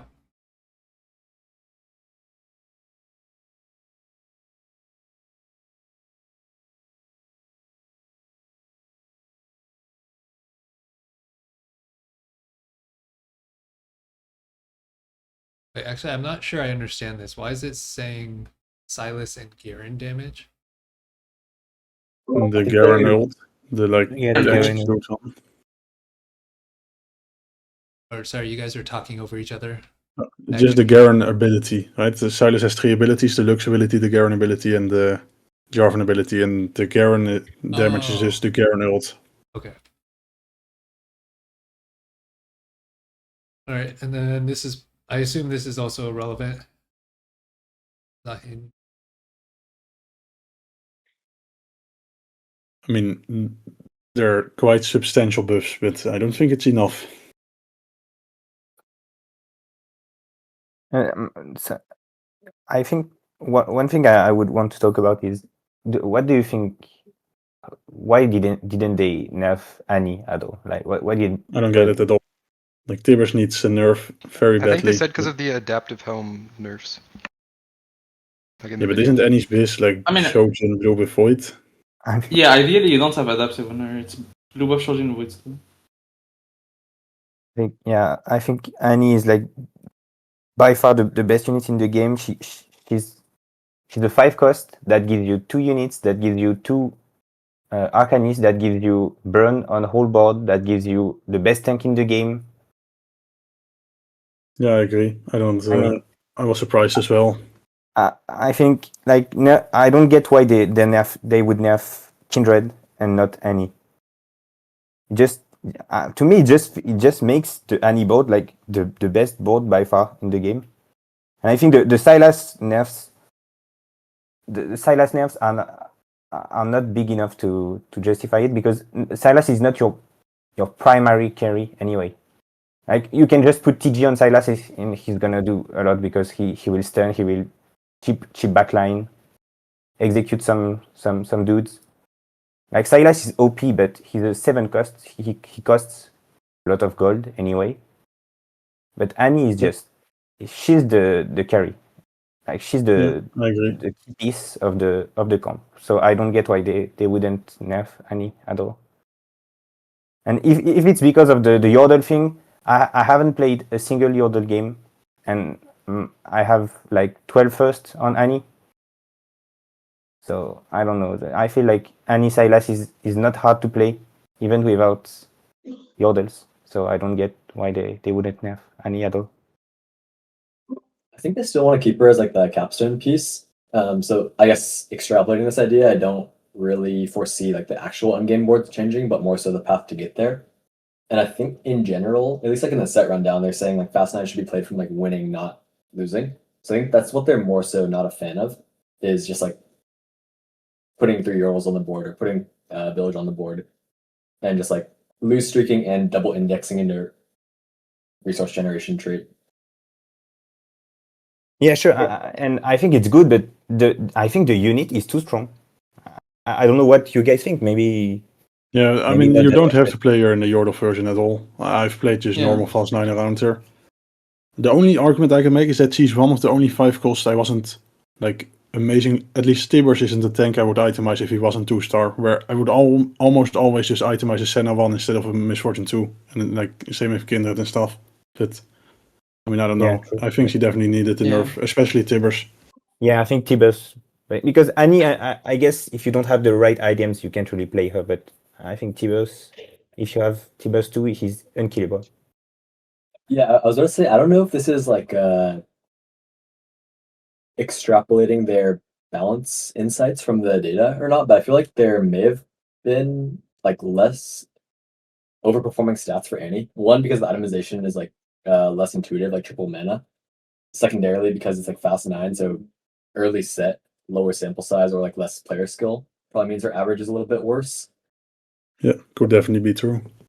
I'm also curious because I feel like in my mind it's a very hyperbolic champ, right? Like in my experience, Annie 1 is a lot less like stable than Annie 2 because like it upgrades 2 units. Yeah. Secondarily, you need like Giga Bis, or at least like 3 tier items, right? Yeah. To make her viable. So I'm guessing that the impacts of like the Yordle econ generation and everything like aren't as obvious, but in my mind, like maybe strong enough for indirect nerfs. Because if you're having to play it from win streak, that means you can't get the tier items online, which means that it's like a. I guess I'm kind of losing my thought process on this, but No, but I think you should just try playing it from Noxus once. Instead of itemizing like the Mel, you can just buy like any and play 4 Arcanists, right? That's my thought process there, that you don't need to get to any only through like Yordles. And now I I think- just don't see a world where like not every 5-cost board is any Tibbers and something else. I think just- my way to sorry. no, you're good. Good. My way to play it so far, and I've played it a lot and had very, very good results, was almost always from Sona. And this board, I mean, this Sona unit with items, with mana items, early game, I think you can just bully the whole lobby because she makes the front line so unkillable. Yeah, that So makes sense. But my question is like, where are your tiers coming from? Because tier is a premium item, right? So if you're playing for a win streak, I guess does that just mean like you can only play Annie from natural tier? I think if you have natural tier, I think it's just it's just very easy to go into any. Yeah, Especially I can see if you that. hold, and then I mean you can just, I guess, lose the three rounds, hope to get the tier, and then play around that. Or I guess you can just try to play something else. Obviously, I'm not saying the point is to force any every game, but without forcing anything, most of my games I just end up playing Annie, and it's a lot from Sona, obviously because it's easier to hold the Jarvans from that. Yep. No, I see what you're saying, and I mean I don't disagree that like I personally would have nerfed Annie if I was on the balance team, but I do think it's worth considering that there are a lot of indirect factors that probably make her less the path to get there less consistent versus affecting the unit strength. Yeah, I agree, and I think most people will probably think that. It's just since in my own experience has showed me that basically you can get away with Annie pretty easily. I feel like very soon people will find new ways to get to Annie anyway, and she's so strong that she's gonna be the priority anyway. I also think you can get her for free from XP Ionia with Arg. Like Yeah. just natural fast 9. Or R is Gold very Ionia. good. Gold Ionia is very. Yeah, Gold very Ionia good. as well. Yeah, I don't disagree. I think the only question now is just like how do you get your tiers? I think you're kind of fine with Rageblade, Sojin, like Void. I don't like you can Rageblade can like replace a second tier item as long as your first one is Sojin, I think. Yeah, I've also played against you like Teemo into it on this patch as well. Yeah, and this board is just ridiculous to me. So I don't know. I feel like even with one mana item and some other stuff, you can. T-Burst is unkillable. Swain stuns.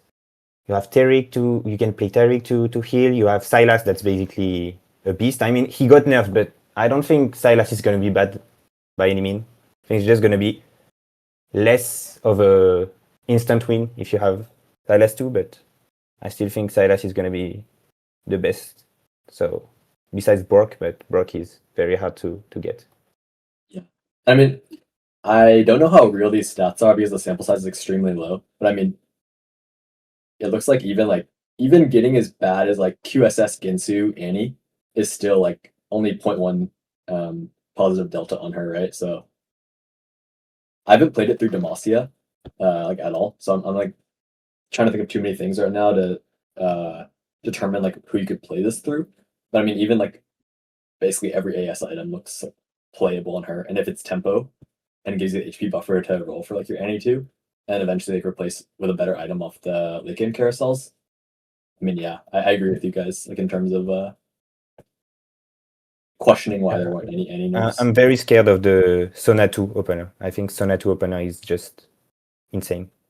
And if you have a tier, I mean, yeah.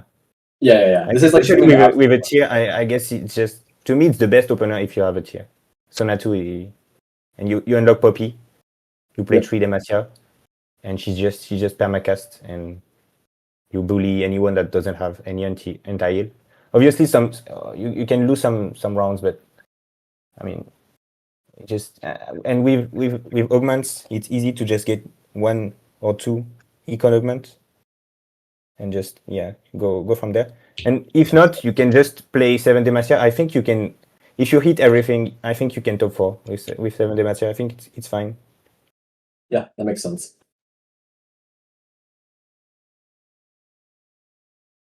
Yeah, I guess the point I was trying to illustrate with like the Ginsu's and QSS discussion is like, yeah, theoretically, like you could play Annie from like bow, crit, cloak, right?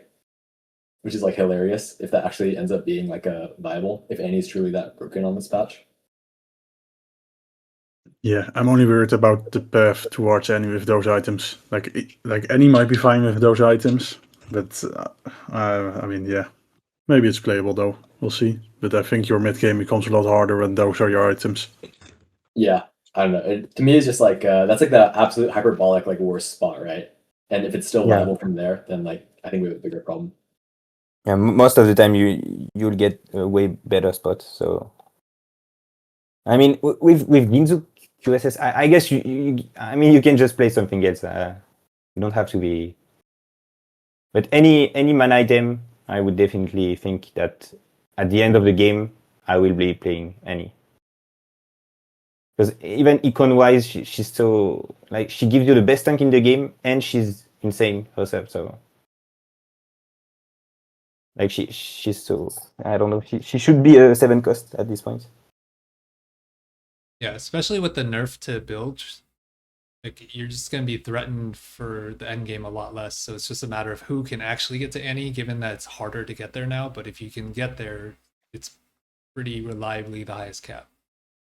Yeah, and I think the thing is, like, any board, I think was way better than the Bilge board. Like, you had to be insanely capped to beat full capped Annie. I think uncontested Bilge is stronger than Annie, but like if you 3-way or something, then Annie just clears. Yeah, I guess it depends also if you can find Silas too. Yeah.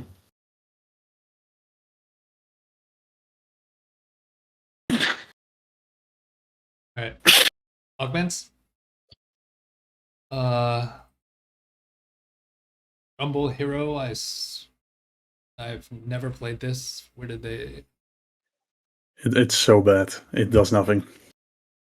Okay. Impact. I mean, I don't know if the buffs have no impact, but currently the unit does nothing. Like, I saw people on this patch taking it in master lobby just to get the 4-year-old onto one. that might be like worth more than playing it as a carry. Yeah. Like,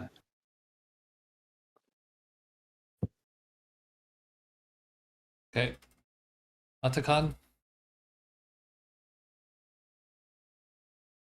yeah, that augment is kind of bad, but you're still forced to play 7 Noxus if you take it. So I don't think it's like going to be good now. Because you much rather play 3 Noxus and just play some 5 costs.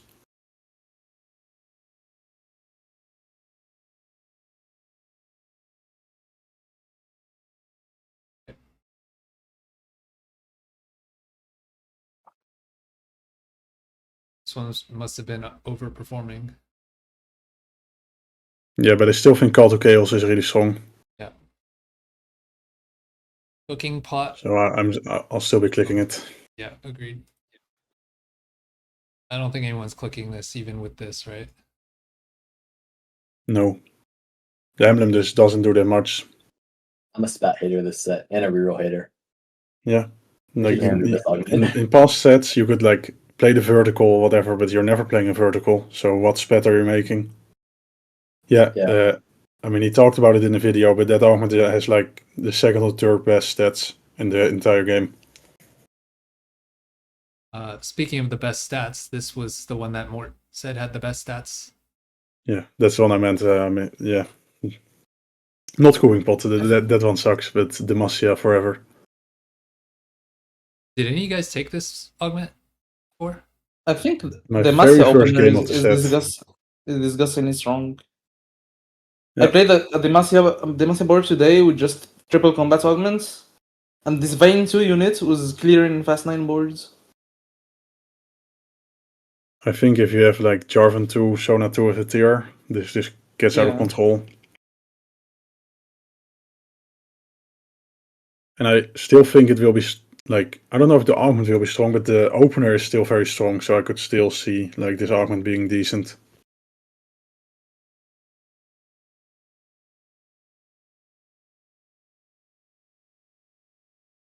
I mean, with this opener, I would probably, if I can take Econ, I would still take Econ for sure. Yeah, but if this augment gives me like a Sona 2 and a Jarvan Oh, 2, yeah. then I'm definitely clicking it. Yeah.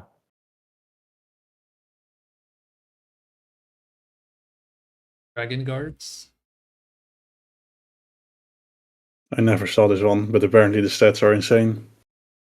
Yeah, it's turbo broken. Do you still think it'll be broken after this? I think it will be less broken, but still really good. The Jarvan will deal less than your main carry, I guess.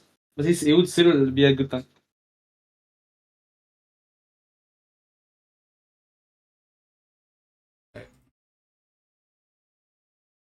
Going long.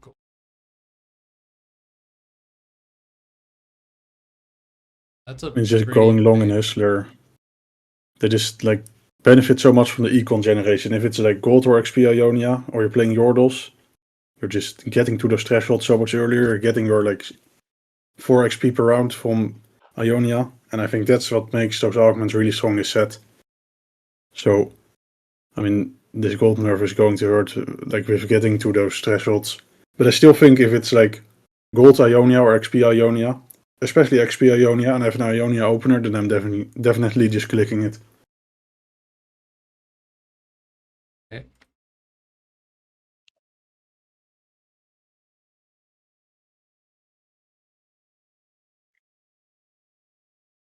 I feel like this is less of a big nerf. It's still overall extreme positive ROI on where it was last set, right? I think both these augments are only good if you're for sure going to get into one of those econ like generating traits. But if you have like XP Ionia or like Yordle, maybe still even, I don't know, or like Bilge, then it's probably still just strong. Yeah.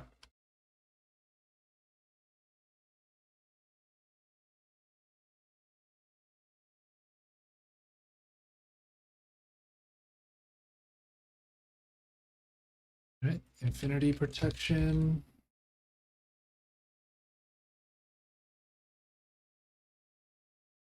With the Diana nerf, this seems more viable on Slayer, and probably is not that great now. Maybe. I mean, a gold is like one more than raining gold gives onto one. I mean, of course, raining gold keeps giving 1 gold per turn, but like the gold amount was just way too high. So now it's a bit awkward, I think, because you're not getting that much money and you're also not spiking right now. So I think you're like much more likely to take an augment that gives money right now or like spikes you right now.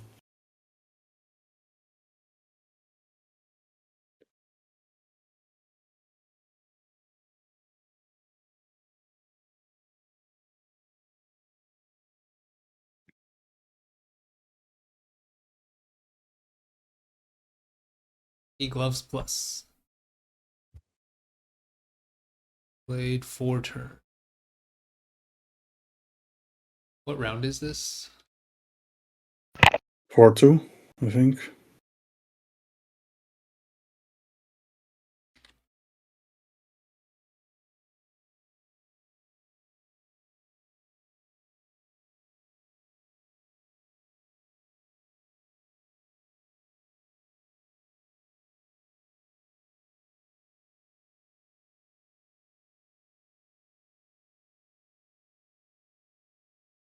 Three, 2, or 4-2.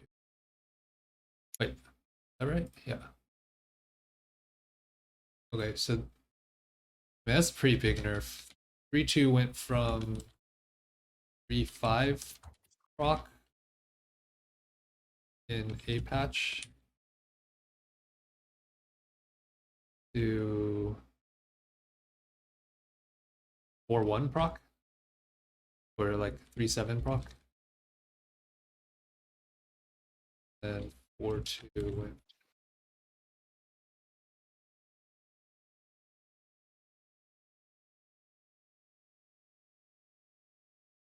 Especially for, I think, stage 4, this is a lot worse, because that could be fight diff easily for 2 rounds, which could be like 1 or 2 placements.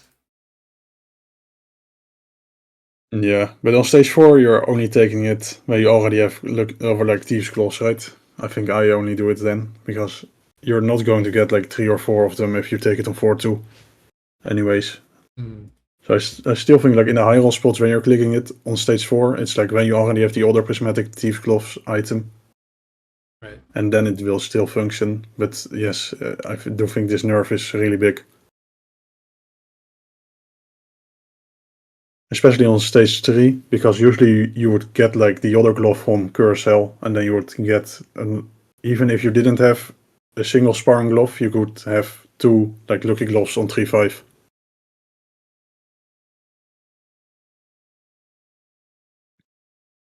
Okay.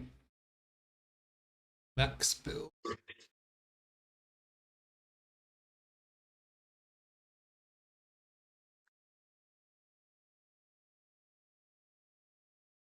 Minus 4 gold value.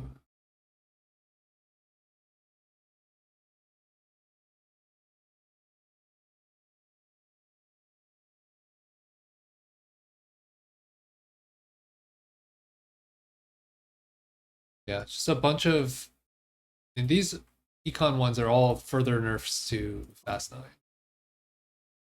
Yeah, I only like this one in Fast 9. I don't like.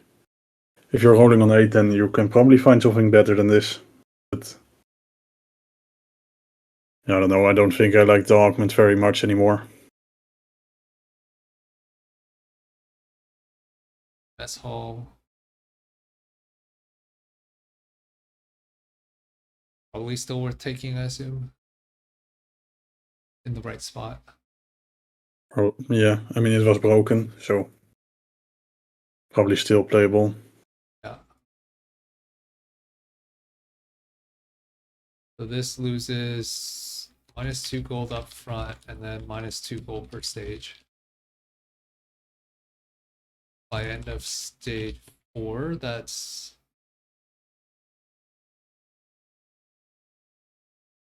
minus 8 gold.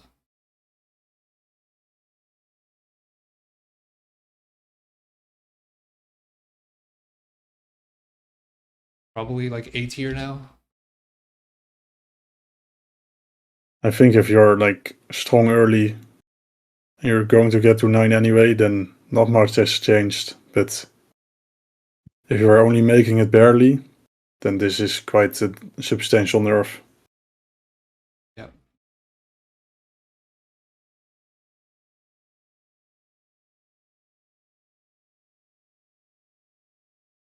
So for you guys have a rough idea of when you usually proc this by? End of stage 4, I think, like for me. So then this could now be like mid stage 4 now. No, it's later now. It got nerfed, so it's 10 gold more. Late game, if you position properly, you can kill off the 4 cost. So like, that's like 3 rounds. No, but that's almost never true. Because your AoE sorry, damage will man. just kill the one call shitter. Oh yeah, That's- yeah, right. So that sounds nice, and it will happen sometimes, but I think this is at least like a whole stage that you get it later. Yeah, that's a pretty big nerf. Okay, Soko.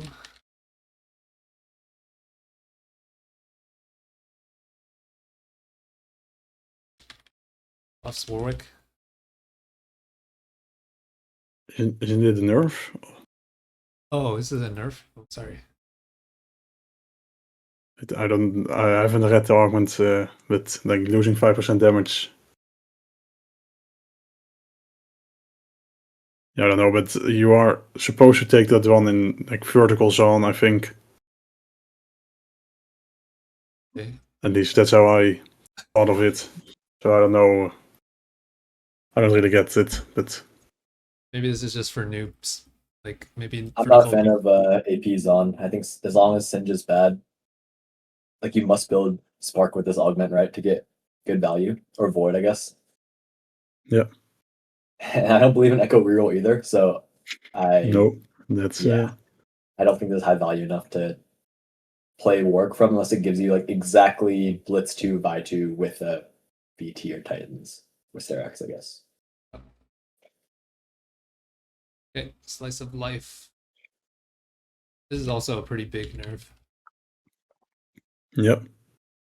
Also hurts Fast 9. Okay, Thorn Plated Armor.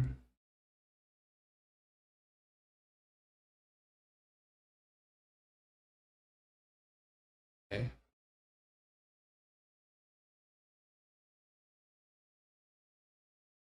Win out rerolls at level.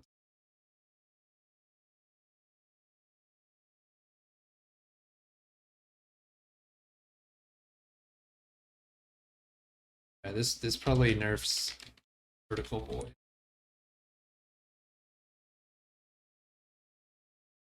Okay.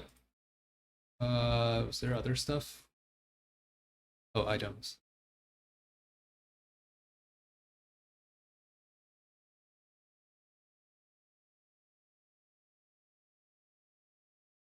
So somewhat nerfs Annie. No Shojin better. Yeah, I mean, it nerfs a bit of everything because there's almost no comp that doesn't like it. But I think it's technically like a bigger nerf for AP comps for sure. But the item was just too flexible and strong at the same time. Okay. And is this the one where Jinx would no longer attack because she was, or is Yeah, that but that exact line has Yeah. been in like 3 different patches now. So I don't know. okay, Zillion Bugs also fixed. Yeah.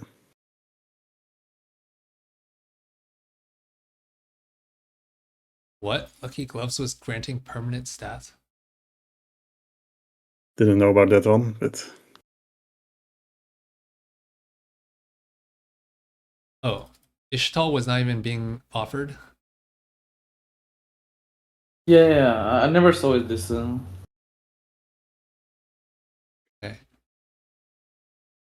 All right. Let's see. I think I might call it here. Was there anything that jumped out at I you mean, guys when you watched Mort's? the other video he goes into like the augments with the highest stats. Yeah, I saw thought that one was a bit more interesting because not all of them got touched. I mean, the ones that didn't get nerfed were like good stats by. I mean, like one of them was like Lucky Egg, Golden Egg. Wait, I forgot the name, but I mean that's always going to have good stats just because of like when you take it. But I mean, the Monday meta, whatever it's called, had some like augments that performed very well or bad. I think the main thing was just that literally all them augments were doing terrible. Like not just the one that got buffed. Including the one we just talked about with the cash out, I forgot the name. But I think that's just a player skill problem. World Rune. Yeah, that one. But like all the emblem augments were doing really bad in the stats.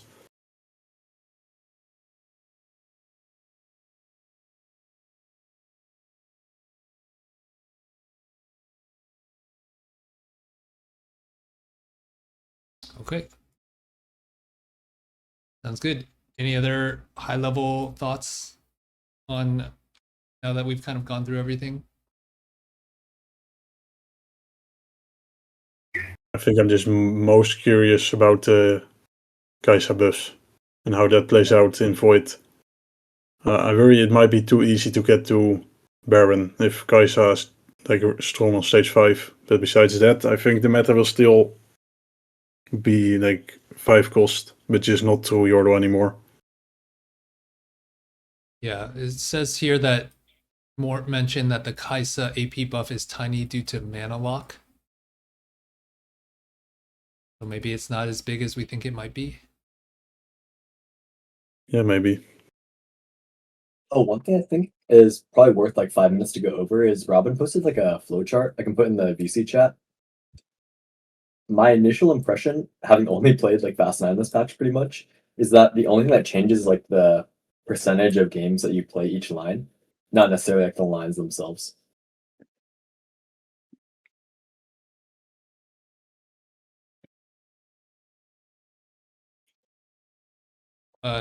Your question is like, how has this changed the distribution of lines we're playing? I mean, I guess like first question is, do any lines get added or taken out by the patch? And I don't think so. So my conclusion then was that the only thing that changes is the percentage of games you like Fast 9 or like play Bilge or Yordle, etc.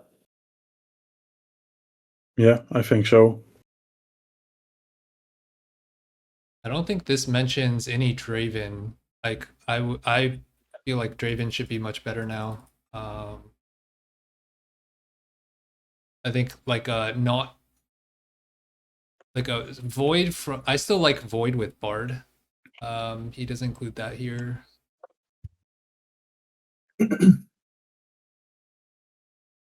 Yeah, but I think just like so many of these like 4-cost lines were kind of fake 4-cost lines because you're still like going 9 and then playing the Kindred or the Senna or the whatever. And so I think the 5-cost nerfs also hurt the 4-cost lines a lot.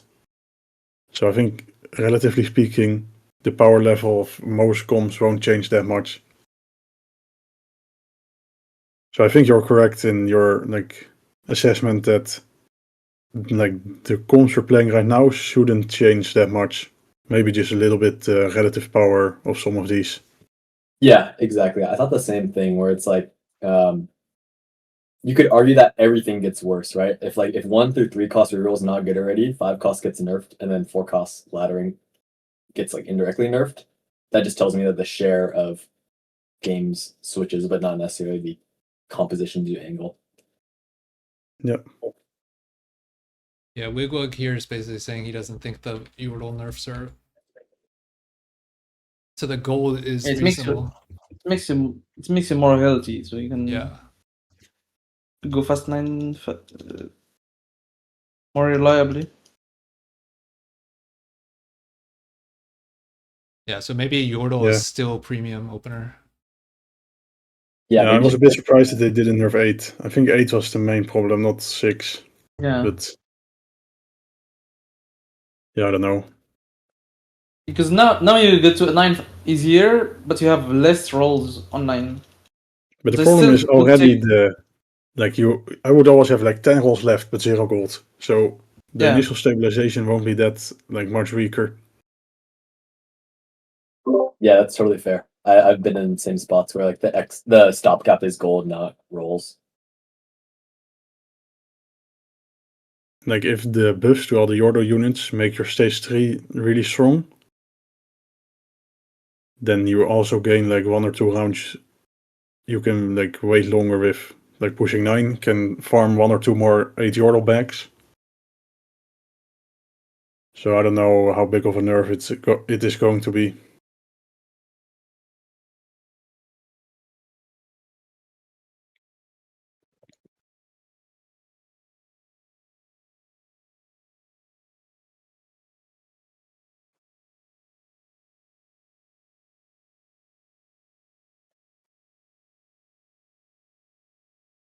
I mean, we'll see what the buffs are about though, because I mean, we're kind of assuming that it's gonna be like you can save HP and stuff, but we'll have to see that for sure, because Yeah, that's true. that's not automatically true though. But I'm kind of assuming just because all of them got buffed, and I don't think their mid game is that weak right now, but it could definitely be not like matter as much as we're thinking right now.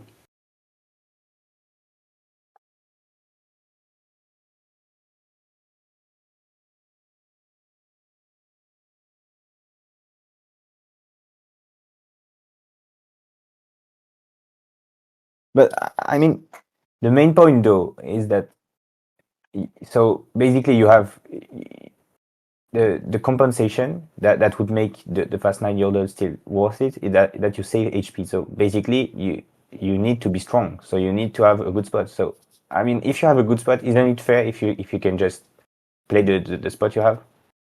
Yeah. So I think it's gonna be healthy then. But I think, by the way, we didn't really talk about it, that but T-Hex didn't get changed, and like he's really hard to like unlock, but now he just outshines every other 5 cost like by even more. Like Yeah. he's so strong already.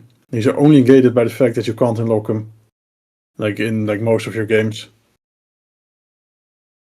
Yeah, true. So, I feel like the Kindred and Senna nerfs. I'm kind of worried about this because I think like it makes AD even less yeah, makes AD easy fast to 9 play, hard. because I feel like there's no way with these nerfs you can beat any board with any AD line then.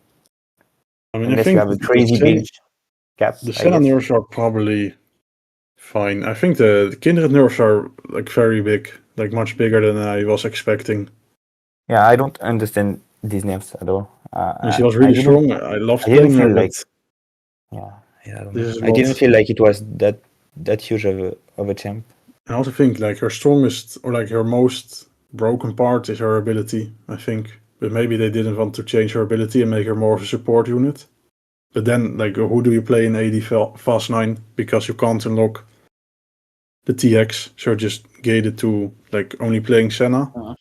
But she's already the most contested 5 cost, I think, so it's kind of hard. I mean, maybe you just use AD opener to unlock Rise then. Since Rise was buffed. Play the Yonara Railroad board and go Rise. Maybe. Yeah, you can move the AD items to connect in late game. Yeah. Yeah, I guess. I don't know. I think Rise worried, might. like, why would you play Bard? Why would you play Rise when you can play Annie? That I know I talk a lot about Annie, but I'm very convinced this champion is completely illegal. I think Rise is. Because you will be playing around AD items, and Annie needs a lot of tiers. You can't go tiers on carousel and play AD. Yeah, I guess. Rise is more flexible in terms of items. I think the main problem with Rise right now is he's just like a win more type of comp. Like if you're strong and you're ahead, then you can definitely win out with him. But it's. I almost never feel like you can play him from just an average spot.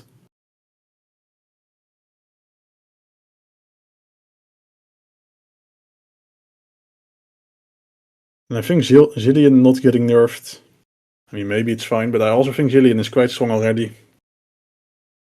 Zillion's semi-buffed because of the bug fix. Yeah. Yeah. I mean, what do you guys think about this? About set 2? Set 2, I think, is underrated. But hard to play. every time I see him with like proper items, he just wipes the board. You just He need just to. takes your tank and He wipes your needs to weapon. die fast, like his first or Yeah. like whatever it's called when he goes and heals. That needs to happen fast. So you really need to be same side. Probably not have a main tank besides him. Just have him take aggro. Yeah, But after I that, mean, yeah, I you think can he's just play underrated. Silas beside him and just. Yeah. It's something like that. I think set 2 is underplayed. Not Only in problem like is the his best wards. lobbies. I guess the best players already know that he's very good, but I think it Only average problem is lobby. like I think his trades, but yeah. it's not very played, and he should be more played because he's very And he's strong and he's easy also to basically unlock. free. Yeah. He's completely free. You can also. I've played him just on 8 when I had melee items and wanted to go 9. Right? You can just unlock him. I mean, it's kind of annoying for your 5 cost odds, but you get like a decent carry on stage 4, and you just go 9 if you have melee items.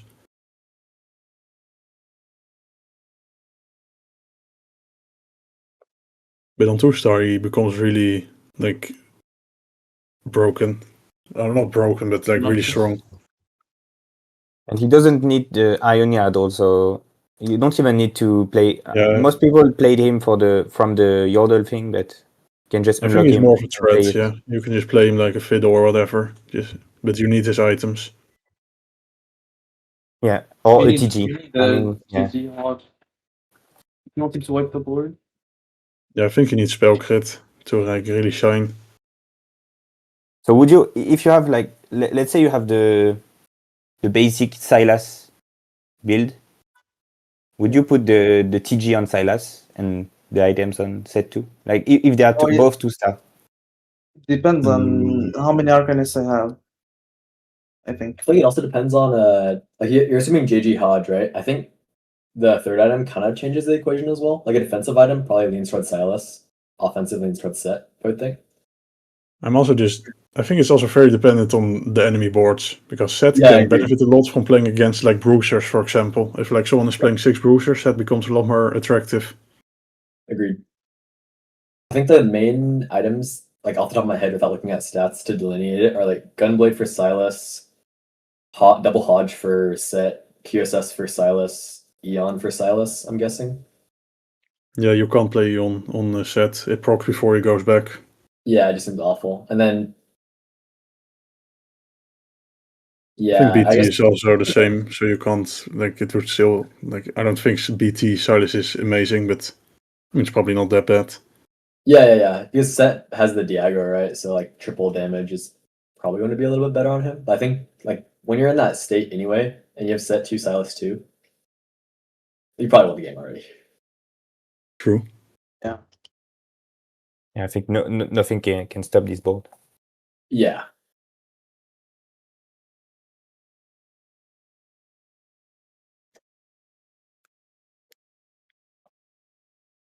Right. I'm probably gonna go for now, but this was really helpful. Okay, yeah, I'm gonna wrap up too. I'm heading out Yeah. as Hopefully we well. still have enough time to have them patch soon. Yeah, thanks for hanging out, guys.